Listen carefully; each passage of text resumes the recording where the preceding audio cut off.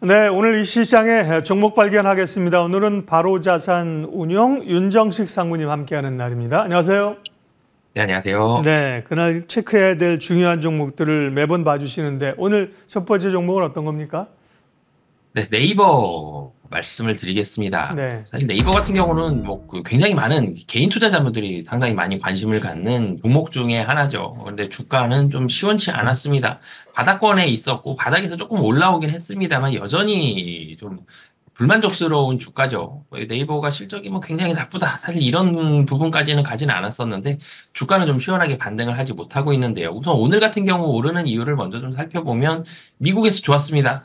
오늘 방송 초반에도 빅테크 말씀 주셨는데 실적이 좋았죠. 알파벳 실적이 잘 나오면서 빅테크 기업들 전체적으로 분위기는 좋았죠. 근데 뭐 사실 뭐 장 끝나고 AMD 같은 경우 좀 부진하긴 했습니다만 투심 자체는 빅테크 기업, 뭐 기술주들 뭐 이런 부분들 분위기가 좀 좋았다는 점이 이 네이버도 마찬가지로 좀 이 분위기를 좋게 만드는 오늘 매수 창구 1위도 JP모건이거든요. 외국계 자금들이 좀 줄어오는 걸로 보여지는데 이 미국에 있어서의 좋은 분위기가 네이버까지 오늘은 수급적으로 좀 연결이 되는 이런 부분들이 좀 있고요.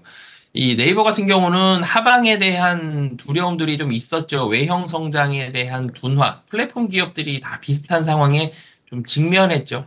비슷한 일들을 하는 경쟁 업체들이 등장을 했고요. 성장성이 거의 무궁무진하다라고 판단을 했었는데 이 플랫폼 활용해서 계속적으로 펼쳐져 나갈 수 있을 거다라고 생각을 했었는데 이 경쟁 업체들이 들어오고 수익성도 생각만큼 안 나오고 성장성이 특히나도 뭐 가장 핵심이었는데 성장성이 좀 둔화되는 이런 우려감들이 계속적으로 좀 나왔었습니다. 그러면서 주가가 좀 못 올라가는 그런 모습들이 있었는데 우선 하방은 지지했죠. 자사주 매입과 소각으로 인해서 하방은 주식 하방은 좀 만들어주는 15만 원 좀 위에서 하방은 충분히 좀 지지를 해줬는데 그럼 상방에 대한 부분들 좀 봐야 되는데요. 우선은 이익단은 내년에도 좋아질 것으로 보여집니다. 자회사도 정리를 하고 있고요. 그리고 비용 효율화 이런 부분들도 되면서 24년도도 좋아지고 25년도도 좋아질 텐데 아쉬운 부분이 있죠. 좀 전에도 말씀드렸지만 외형 성장. 사실 이 기술주들은 밸류에이션이 좀 높은 편이죠. 근데 외형이 빨리빨리 좀 성장을 해주면서 미래에 대한 가치를 상당히 좀 많이 당겨와서 주가에 반영을 시켜야 되는데 이런 부분들에 대한 숙제는 여전히 좀 남아있는 상황이다. 그래서 이익단과 자사주 매입 본다면 하방 잘 지지했고 어느 정도의 일정 부분 반등은 가능하지만 추세적인 상승까지는 성장성에 대한 물음표를 좀 해소했을 때 가능한 상황이다라고 보시면 되겠습니다. 예, 네이버를 포함해서 최근 플랫폼 관련주 오늘은 이제 숲도 강하고요. 구 아프리카 TV죠. 네, 게임주 이런 쪽으로 조금 매기들이 좀 가는 분위기입니다. 네이버 체크해 주셨고요. 다음 또 주목해 볼 만한 특징적인 기업은요? 네, 한국항공우주 말씀을 드리겠습니다. 사실 이 무기, 방산, 이 관련된 종목들이 24년도 분위기 상당히 좋았죠. 23년도부터 좀 시장의 주목을 좀 많이 받았었고요. 한국항공우주 같은 경우도 사실 3분기 실적은 컨센서스를 상회했습니다. 시장이 기대하는 수출을 만들어내고 있는 거죠. 이 수출이 잘 되면서 3분기 영업이익 컨센서스를 상회를 했고요.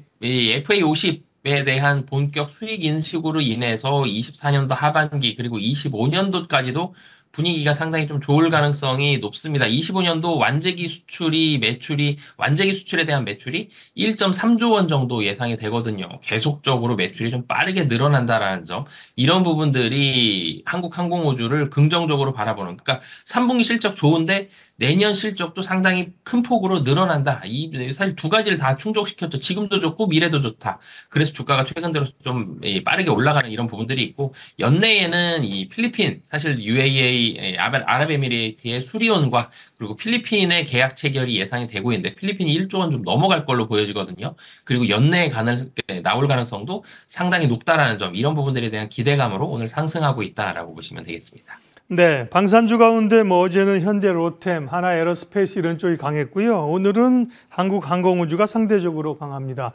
방산주 전체에 관해서 한 번만 조금만 더 여쭤볼게요, 상무님. 뭐 방산주가 여러 기대감들로 강한데 그러나 이제 사실은 더 올라갈 수 있는지 뭐 많이 오른 것 아닌가 이런 부담들이 있습니다. 기대감이나 밸류나 이런 거 봤을 때 방산주에 대한 전반적인 시각은 어떠세요?